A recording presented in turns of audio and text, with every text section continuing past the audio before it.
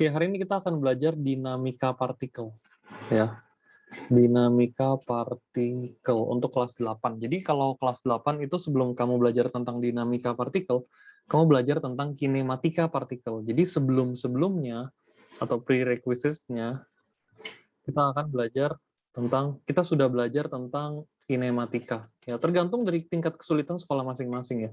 Tapi yang pasti, udah pasti mutlak kinematika dulu. Oke, kinetik pergerakan artinya. Kinematika ini bicara tentang gerak.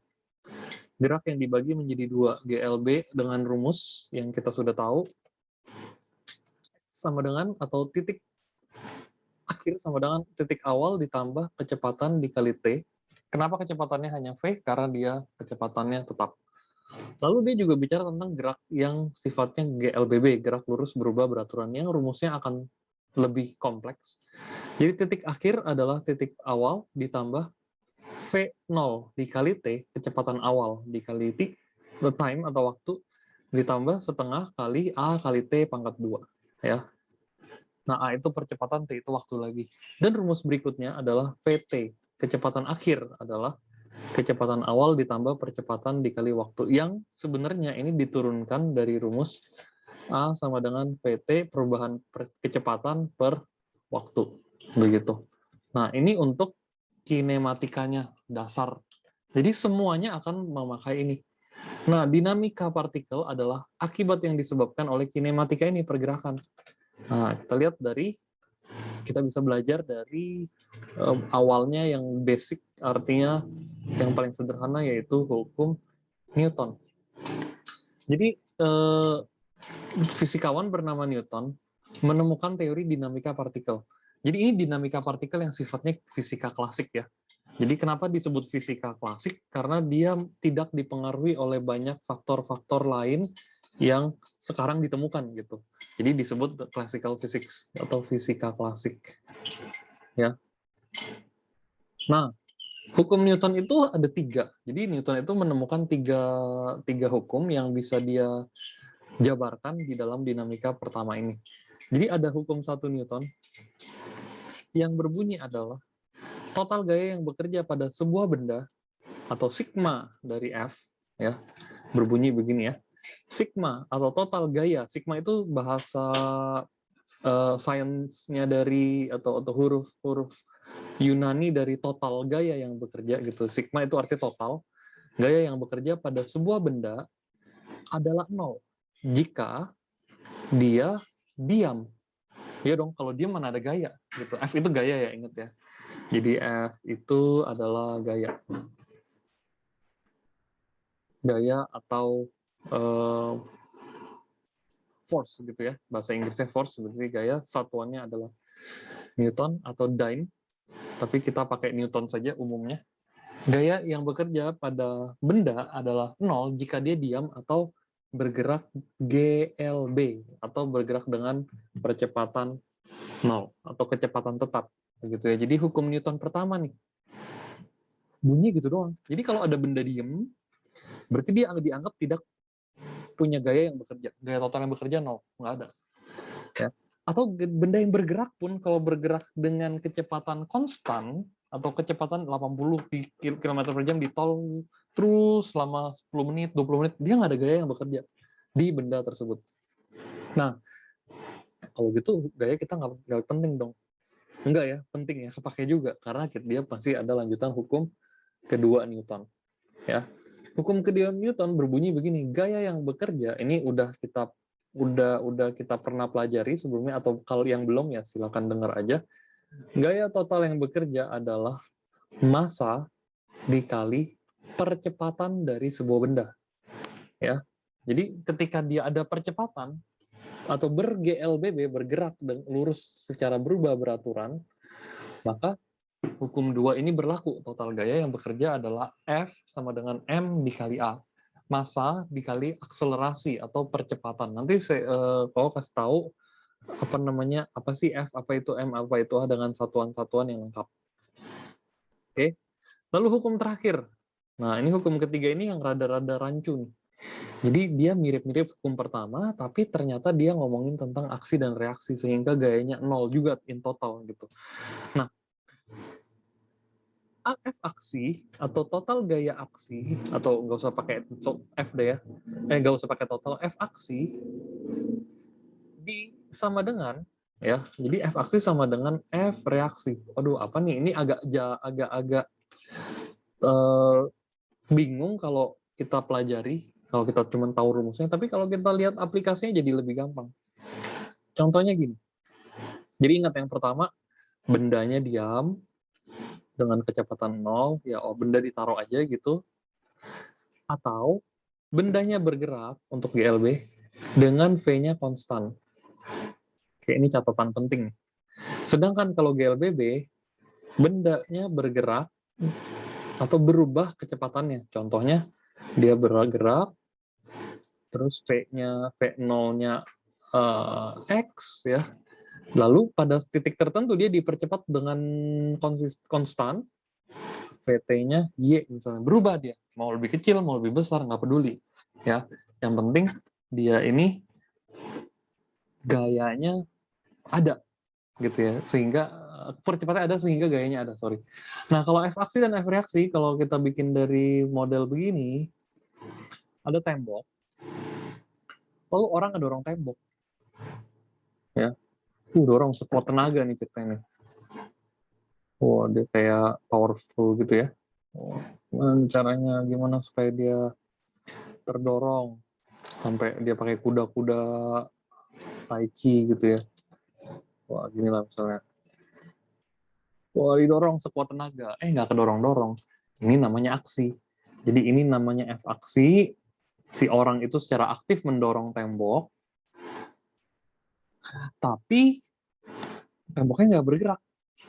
Jadi gayanya kita tidak boleh gambar begini aja. Kita harus gambar gaya yang melawan. Jadi ketika didorong, si tembok ini mengeluarkan gaya reaksi seolah-olah dia mendorong balik si orang itu.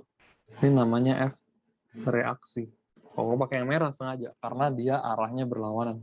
Gini, ada aksi, ada reaksi, ada sebab, ada akibat. Nah, ini aku tulisnya ini akibat aja. Ini sebabnya nih.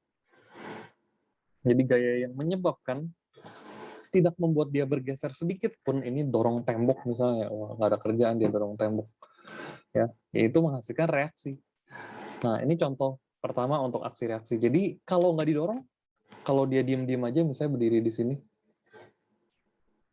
terus ada temboknya sama, temboknya ngedorong dia nggak? Ya kagak, karena nggak ada reaksi, nggak ada aksinya. Jadi reaksi ini muncul akibat aksi yang dikasih. Kalau dia diem-diem aja, tiba-tiba temboknya maju gitu, itu mah kayak di video game ya, nggak pernah ada tuh kayak gitu. Oke, kecuali ya memang lagi main Hunger Games atau apa Maze Runner gitu ya, temboknya tiba-tiba berubah-ubah sendiri. Enggak gitu. Ya, jadi kalau dalam dunia nyata begitu, F aksi sama dengan F reaksi. Nah, ada lain nggak? Ada. Contohnya, kamu lagi menembak, latihan nembak gitu ya. Ini gimana? Oh, tembak gimana sih? Ya ginilah misalnya, ada tembakan gitu. Waktu kamu tembak, dia ada seolah-olah recoil namanya ya. Apa itu recoil? Recoil itu kayak waktu nembak, boom gitu. Pelurnya maju, tangan kamu, badan kamu seolah dihentak mundur. Ya, ini namanya F reaksinya. Ini namanya recoil ya. Jadi ketika dia nembak, boom gitu ya. Ini F aksinya. Ada reaksinya, jadi kayak kepental ke belakang tangan kamu. Makanya jangan waktu kamu nembak, jangan tempelin pistolnya ke mata. Ngeker sih boleh pakai mata, tapi jangan sampai waktu tembak pistolnya mundur kena mata, ya mata kamu bonyok lah gitu. Jadi ditahan pakai bahu misalnya. Nah, itu untuk menahan F aksi reaksi. Ada yang lebih sederhana lagi, guys. Orang lagi berenang, kayaking gitu ya, atau orang berenang lah ya, yang kayak gini nih. Gimana sih gambar tangan? Jelek amat. Lalu ini ada orangnya. Terus apalagi nih? Gini ya. Waduh. Susah lah ya. Yang usah gambar orang berenang. Orang lagi naik kayak. Kayak itu kayak kanu, tampak atas. Orangnya lagi pegang sadelnya. Pedal ya, pedalnya. Lalu untuk maju, dia harus melakukan aksinya aksi mundur. Kamu pedalnya ini mau maju ke depan ya. Supaya dia maju, artinya dia harus mundurin tangannya kan. Kebayang ya? Jadi mundurin tangannya, ini F aksi, sehingga muncul reaksi kayaknya maju ke depan. Ini F reaksi begitu. Ya, itu contoh dari F aksi reaksi. Jadi dia tetap kamu dorong ke belakang kayak berenang lah ya, tarik ke belakang kan waktu kamu lagi ngayuh gitu ya. Waktu tarik ke belakang badan kamu jadi maju. Nah, nanti akan dikasih videonya supaya kamu tahu bagaimana cara atau logika-logika dari F aksi reaksi ini. Kalau hukum 1-2 itu kelihatannya gampang. Kalau dia bergerak tanpa kecepatan itu hukum 1 langsung. Ingat ya catatan pentingnya. Ini GLB atau diam. Jadi gerak tetap bisa, tapi harus GLB. Kalau ini GLBB. Kalau ini dia aksi reaksi, beda cerita nih. Ya, jadi untuk logika dari dinamika partikel kita sudah tahu bahwa yang namanya aksi, bahwa hukum 1 itu adalah total gaya sama dengan 0, lalu hukum 2 total gaya adalah M kali A, lalu yang ketiga aksi yang ada adalah reaksi. Ketika ada aksinya aja, kalau nggak ya dia nggak akan ngapa-ngapain. Jadi si tembok ini nggak akan dorong ketika kalau kamu nggak dorong, dia akan seolah-olah dorong balik. Gitu ya. Jadi ini contoh dari dinamika partikel versi 1. Ya, ini bagian pertamanya ya. Jadi kita kenalan dulu sama sifat-sifat dari hukum Newton. Nah, kita kenalan lagi sekarang sama yang namanya simbol. Simbol-simbol ya. Simbol-simbol itu ada banyak ya. Jadi tadi kita udah ketemu yang gampang-gampang dulu ya, kinematika dulu ya. X, X0, VT atau V, V0, VT, T sama A. Seenggaknya udah ada banyak nih yang si kinematika itu ya. Nah, terus X itu apa? Posisi akhir, bukan X, XT juga boleh ya. Jadi XT atau X sama aja, posisi akhir. Tergantung guru kamu, mau pakai SD juga bisa. Lalu yang kedua posisi awal, lalu V ini kecepatan, khusus untuk GLB, karena dia nggak ada kecepatan awal ya, kecepatan GLB aja khusus ya, kecepatan untuk GLB, lalu V0 ini kecepatan awal, ini kecepatan akhir, ini untuk GLBB udah pasti, GLBB, T itu adalah waktu itu mau GLB atau GLBB ya sama aja, dia ada waktu. Orang bergerak kan pasti di dalam dimensi waktu ya, dimensi orang bilang keempat.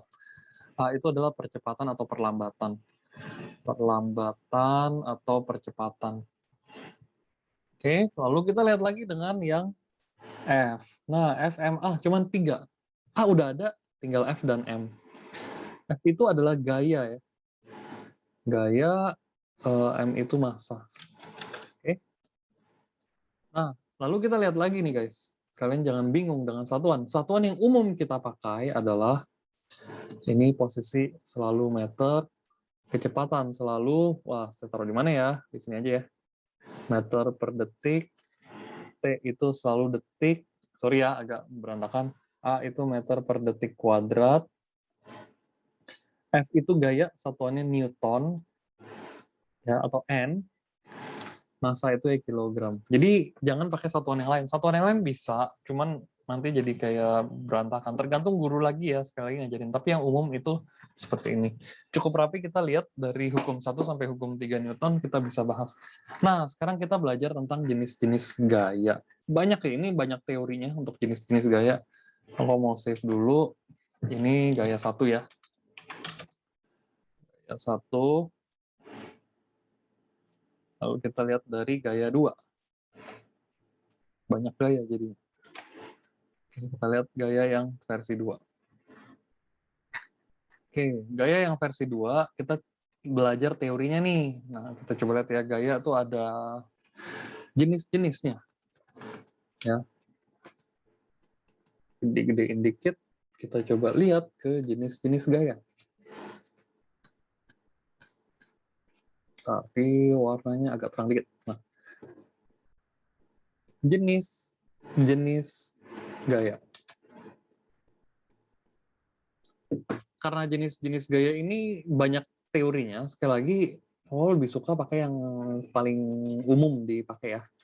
Jadi ada dua yang besar, secara garis besar dibagi menjadi dua.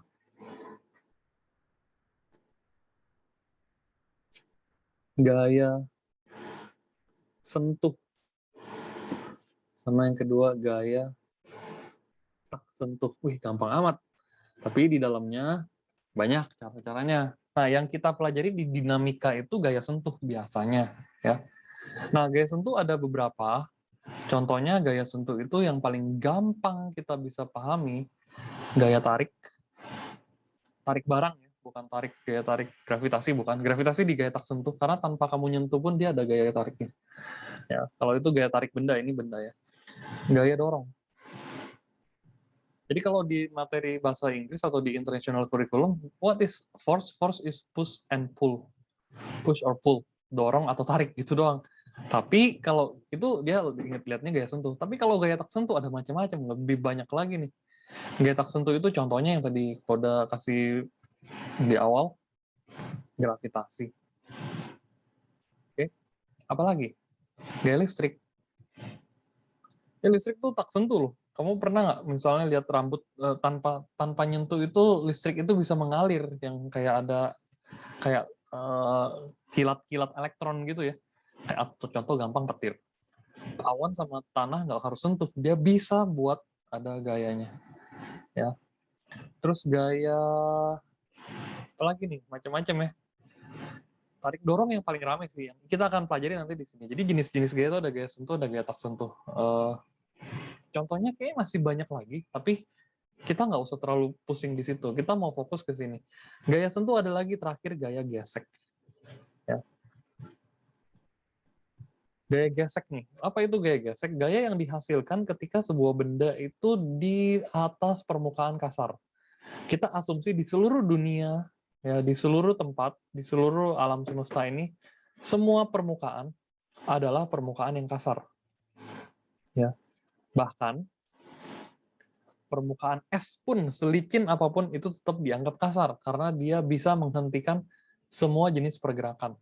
Tapi karena dia fisika klasik, kita anggap ada yang permukaan yang tidak kasar, yang licin sempurna. Ya.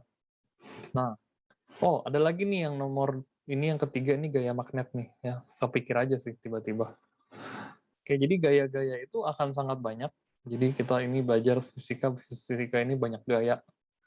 Jadi belajar ya, ingat gaya sentuh dan gaya tak sentuh, banyak gayanya apa, tarik dorong, tarik itu contoh gampangnya, kita coba lihat di sini. Nah ini ya, ada benda, ada anjing lah, anggaplah ada anjing nih.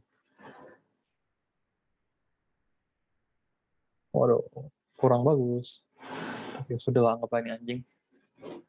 Lalu dikalungin, ditarik sama si majikannya, atau jalan-jalan yuk, gitu ya. Oke. Nah, ini namanya gaya tarik. Simpel ya. Tarik ke sini. Si anjing ditarik. Terus kalau gaya dorong, kamu lagi dorong box. Anggapnya gitu aja. Ya, mau pakai gambar orang, mau enggak juga enggak apa-apa. Ya dorong ya. Kayak dorong tadi kan. Nah, itu namanya dorong. Gaya dorong. Ya, ini gaya tarik. Karena si objek ini ditarik oleh orang gitu.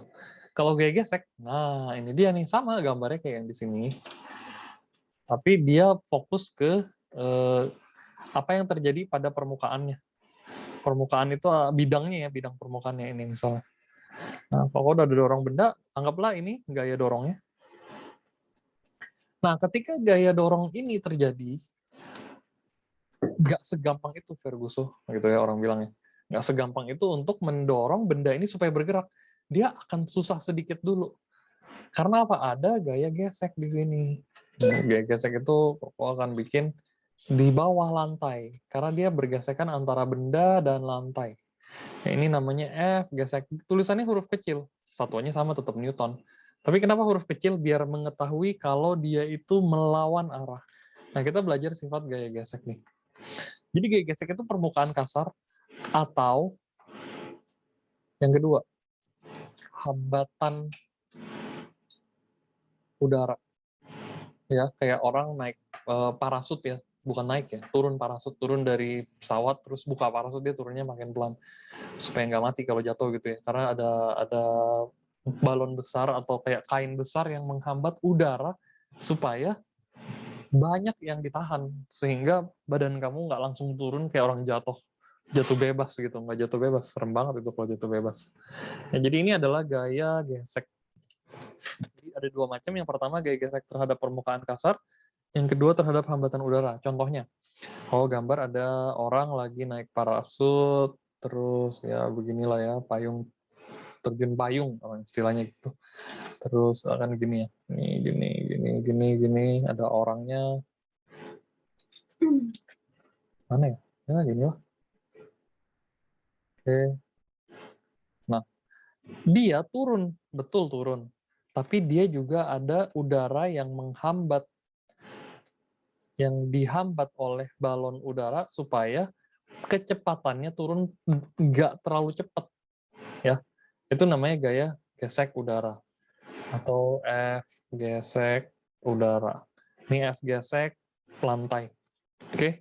Jadi inilah yang kita sudah pelajari tentang jenis-jenis gaya.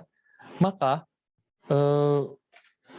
kita harus lihat lagi yang contoh-contoh soalnya. Jadi gerak dan gaya kita sudah beres. Kita langsung ke contoh soal ya. Jadi teorinya sudah selesai. Lalu jenis-jenisnya kita sudah tahu. Lalu kita belajar total gaya yang bekerja nih sekarang. Oke. Jadi ini kayaknya juga sudah diajari, cuman mau diingetin lagi aja supaya nggak lupa aja gitu. Karena materi gaya ini sangat banyak ya, karena kita belajar dinamika akibat dari gerakan-gerakan yang ada. Oke, jadi kita coba pakai pendekatan logika sederhana aja. Contoh pertama, sebuah benda dengan massa 5 kg dijatuhkan dari atas tanah, dari atas gedung dengan tinggi 50 meter ya. Gedung setinggi 50 meter. Tentukanlah berapa gaya yang bekerja tentukanlah ada beberapa ya. Yang pertama A, gaya yang bekerja pada benda. Yang B, waktu yang diperlukan benda agar sampai jatuh ke tanah ya. Sampai jatuh ke tanah. Oke, contohnya ini, soal ini adalah soal gabungan, guys. Ya, lah kok warnanya nggak berubah? Coba lihat. Belum diubah memang. Ya, green biar enak dilihatnya. Oke, sebuah benda dengan massa 5 kg dijatuhkan dari atas gedung setinggi 50 meter. Tentukanlah gaya yang bekerja pada benda. Oke, di sini kita tahu untuk rumus gaya adalah apa sih? Gaya adalah massa kali percepatan kan. Jadi M dikali A. Tapi problemnya A-nya apa? Oke, kita lihat benda ini dijatuhin dari gedung yang setinggi 50 meter. Ya, tingginya segini ya, ini tanah. Bendanya ada di sini. Ya, di mana aja lah boleh ya. Di sini dijatuhin. Boom, jatuh sampai ke bawah. Gitu ya. Nah, massanya 5 kilo. Tapi percepatannya mana nih? Nggak ada percepatan. Ingat, kita belajar gravitasi selalu sepakat sama satu hal. Yang namanya A gravitasi atau kita sebut G, A jatuh bebas, kita akan kenal sama yang namanya G. Kita ganti namanya ya. Namanya G adalah G atau kita sebut gravitasi. Nah, percepatan gravitasi di bumi, ya ini anggaplah bumi lah, di mana lagi? Gedung kan cuma ada di bumi, nggak ada di planet lain, bikinan manusia, gitu ya. Nah, gravitasi bumi Ada dua nih, tergantung sekolah nih. Yang pertama dia bisa 10 meter per detik kuadrat, yang kedua 9,8 meter per detik kuadrat. Oke. Nah, keduanya ini benar. Tapi yang paling mendekati 9,8. Lagi-lagi kalau di sekolah sih bisa pakai dua-duanya ya. Dua-duanya pasti dikasih juga sama sekolah, cuman guru kamu lebih suka yang mana. Kalau aku sih lebih suka yang 10. Kenapa lebih gampang kok? Ya. Jadi cuma masalah hitungan doang itu. Berarti F sama dengan masnya udah 5 kilo dikali 10. Ya sudah, berarti 50 Newton. Gaya yang bekerja pada benda ini sepanjang lintasan. Oke. Pertanyaannya berikutnya, berapa waktu yang diperlukan benda sampai jatuh ke tanah? Waduh, gimana tuh cara cari waktunya? Kita tahu nih jarak 50 meter. Oke, berarti kita lihat nih, mula-mulanya ada di mana? Ada di 50 ya. Ya dong, titiknya awalnya kan di sini. Jatuh di tanah, tanah itu 0. Kita pakai titik acuan namanya. Masukin aja X sama dengan X0 plus V0 kali T plus setengah HT kuadrat. Ya, ini rumus yang sudah dihafalin tadi, sudah dikasih di awal. X itu XT ya, kita taruh XT atau X tujuan ya. X tujuan atau X akhir gitu. XT, X0, X awal. Oke, kita taruh X tujuannya di mana? Titik 0. Ya, 0. X0-nya 50, kan awalnya kan di 50. Plus V0, kalau dia dijatuhkan, artinya kayak kamu anggaplah jatuhin benda. Nggak dibanting ke bawah kan. Kalau itu dijatuh dengan kecepatan awal. Kalau dijatuhkan V0-nya selalu 0. Plus setengah kali A. Gravitasi kan ke bawah nih. Ke bawah selalu minus ya. Minus 10 kali T kuadrat. Gitu guys. Nah berarti kita lihat 0 sama dengan 50. Ini kita pakai pendekatan vektor ya. Min 5T kuadrat. Kita pindahkan. Jadi 5T kuadrat sama dengan 50. T kuadrat sama dengan 50 bagi 5. Ya udah 10. Gitu. Berapa waktunya? Waduh, ini mah hitungan kalkulator nih kayaknya. Waktunya adalah akar 10. Ya dong. Berapa nilai akar 10? Kalau di kalkulator, dia bilangan irasional. Ntar dibuat dulu. Akar 10 adalah 3,162 second gitu ya. Ya, kita bulatin aja lah 3,16 ya. Atau 3,1 boleh nggak? Nggak boleh. 3,2 ya kalau kita bulatin ya. 3,16 second aja. Dia jadi dari bayangkan benda, semua benda mau beratnya 50 atau kagak nggak peduli. Beratnya 5 kilo atau enggak, dia nggak peduli. Ya, tetap jatuhnya 3,16. Ini ada asumsi nih. Asumsinya adalah asumsi tetap penting ya. Yang pertama, benda tidak bergesekan dengan udara. Ya, jadi tidak ada gesekan udara.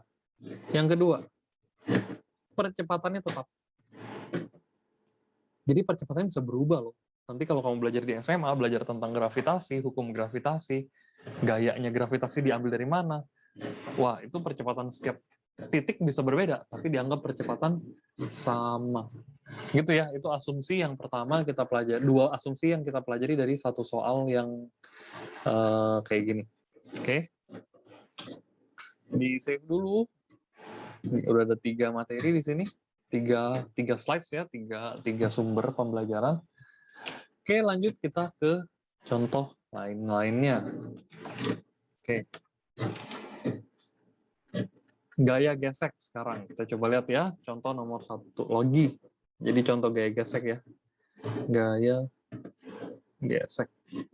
Kalau ada benda ditempel ke barang kasar, ke permukaan kasar, ditarik dengan gaya 20 Newton, atau sebuah benda deh, kita ngomong gaya gesek dulu ya, teori gaya gesek dulu. Nggak usah pakai soal. Gaya gesek itu adalah benda dengan berat tertentu. Dia benda ada berat ya.